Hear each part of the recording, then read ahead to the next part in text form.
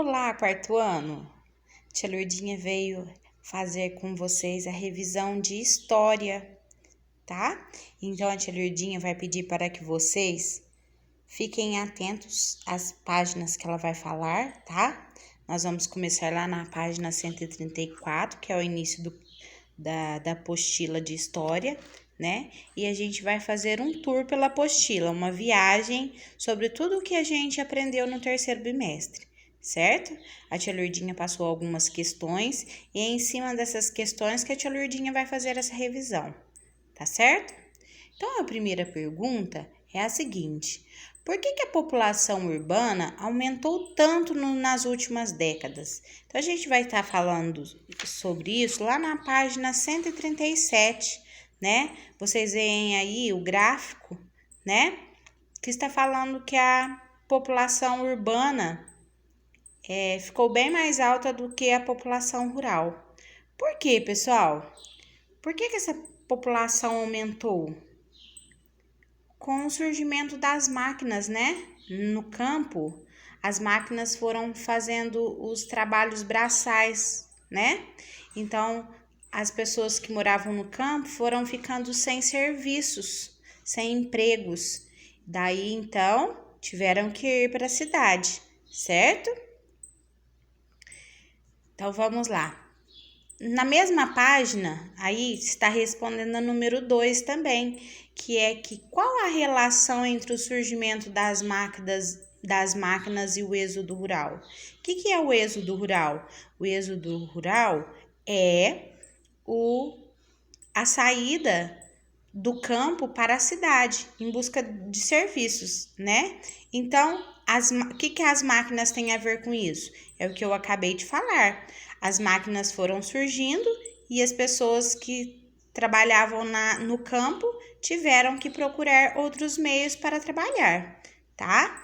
Daí, então, elas saíram do campo e foram para as cidades, certo?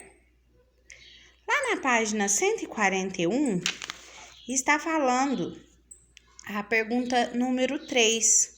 Onde há maior variedade de empregos? No campo ou na cidade? E aí? O que vocês acham? Onde que há a maior variedade de empregos? Na cidade, né? Na cidade vai oferecer salários mais altos. Lá na cidade também vai ter eletricidade, vai ter saneamento, vai ter escola, vai ter hospital.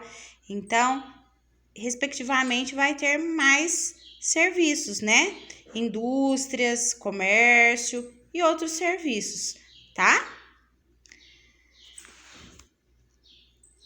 Continuando na página 141, está perguntando quais as atividades urbanas que atraem as pessoas do campo. Então, aqui a tia também já aproveitou para falar, né? Os serviços que tem as atividades urbanas que atraem as pessoas do campo são a indústria, os comércios, né? A prestação de serviços e muitos outros, certo? Lá na página 143, a gente vai falar sobre a questão número 5. A questão número 5 é assim: por que as atividades agrícolas e pecuárias são muito importantes? Então, olha lá, ó, as atividades agrícolas e pecuárias são muito importantes porque elas produzem alimentos para a população das cidades e do próprio campo, como o arroz, o feijão, a carne, a mandioca, o milho, as frutas, as verduras, entre outros. Fornecem matéria-prima para a indústria, como a soja, o algodão, o milho, o café, a cana-de-açúcar, o cacau, entre outros, certo? A questão número 6. O que é matéria-prima? Aqui está respondendo, ó. Matéria-prima é um material usado na fabricação de um produto. Vamos dar um exemplo de matéria-prima. Por exemplo, a cana-de-açúcar é a matéria-prima do açúcar, do etanol, certo? O cacau é a matéria-prima para o chocolate, certo? Então, vamos lá. página 149, está falando sobre a questão número 7. Está perguntando o que são fluxos migratórios. Fluxo migratório é um movimento de pessoas que migram para outras regiões ou outros países. Então, a pessoa vai sair de um lugar e vai para outro, né? Pode ser de uma região para outra, pode ser de um país para outro, tá?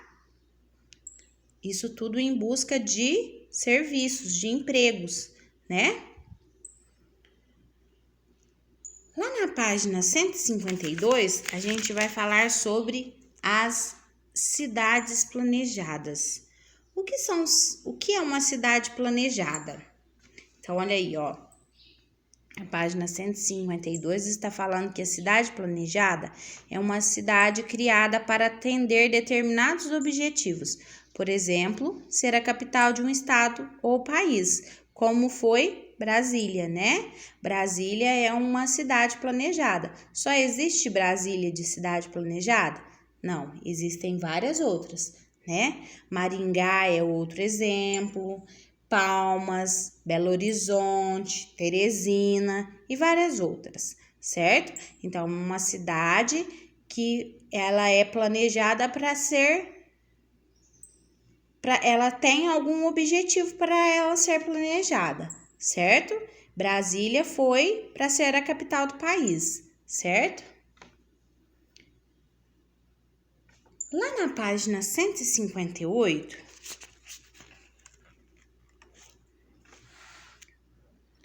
a gente vai falar sobre a importância do comércio de mercadorias para a vida das pessoas.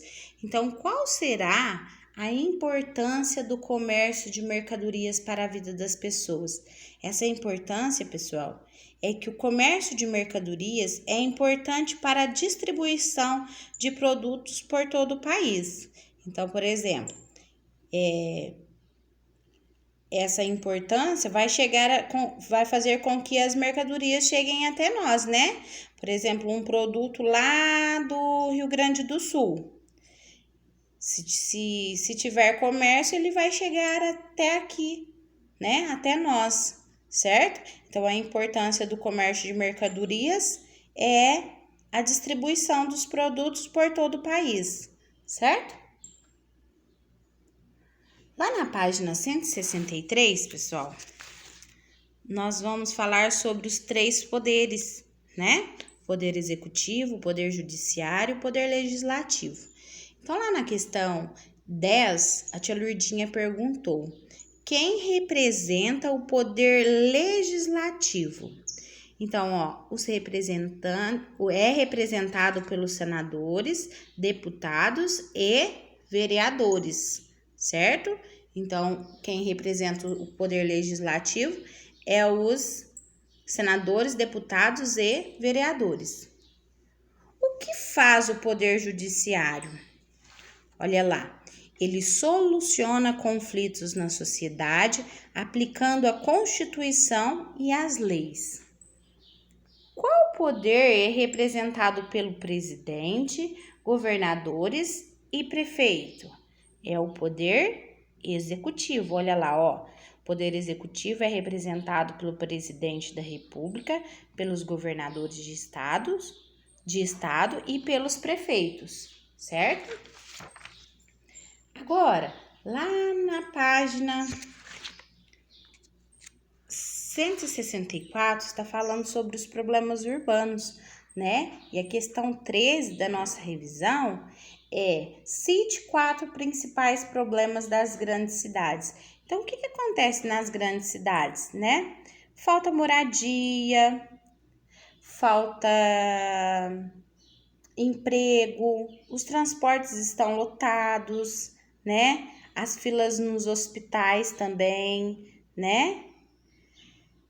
E muitos outros problemas, né? Como o saneamento básico, a segurança pública, a educação, né? Pessoal, então essa é a nossa revisão. A tia Lourdinha espera que vocês vão muito bem na atividade avaliativa de amanhã, tá bom? Um grande beijo e até a próxima aula.